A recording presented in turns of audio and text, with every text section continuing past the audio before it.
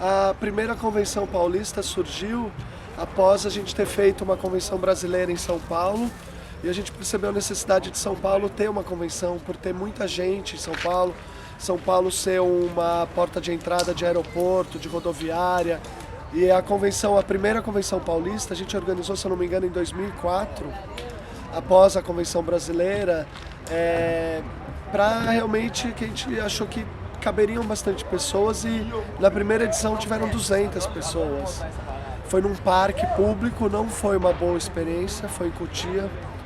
A gente tinha dificuldade de segurança um pouco no local, e o que atrapalha. E ela foi feita, eu participei da organização, a gente organizou em 3 organizadores, sem nenhuma reunião presencial, só pela internet, por e-mail e telefone. Na época, quando chegou perto da convenção, a gente falou, vamos se reunir. Eu até falei, pô, mas agora que a gente conseguiu ir até agora sem se encontrar, vamos não se encontrar e fazer a reunião sem... Não é o ideal, mas ela surgiu assim. Organizar uma convenção não é fácil, né? O mais difícil é ter o local. A primeira grande dificuldade que a gente se encontra é sair para fazer visitas em locais que a gente acha possíveis, locais indicados por um amigo, às vezes alguém interessado que mora numa outra cidade e fala, lá tem um parque legal, lá tem um clube da prefeitura, um clube particular.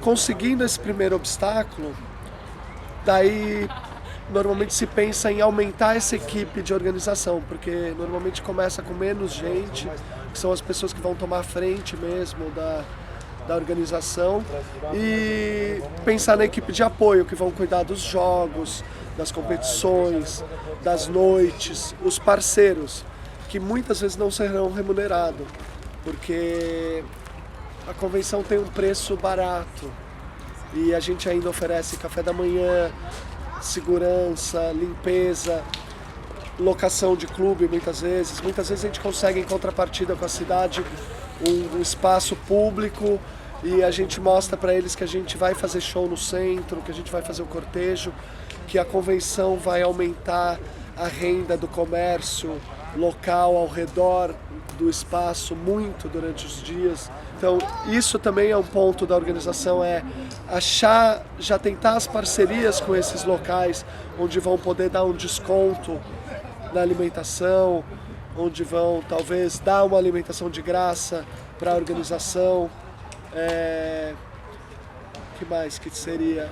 Depois disso vem a grande luta de criar o canal de comunicação virtual. Hoje em dia ajuda muito. Antigamente a gente fazia 5.000 folders e tentava dar de mão em mão, colocar nas escolas de circo.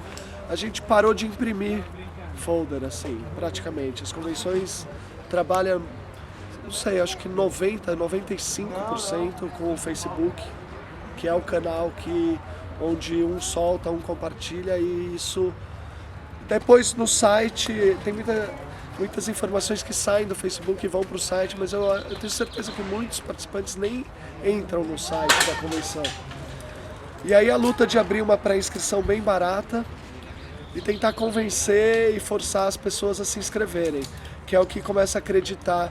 Você vê que no começo você abre uma primeira leva e tem 10 inscritos. É uma tristeza, mas também se tivesse todos os inscritos na primeira leva, não faria uma convenção com inscrição de R$70, por exemplo.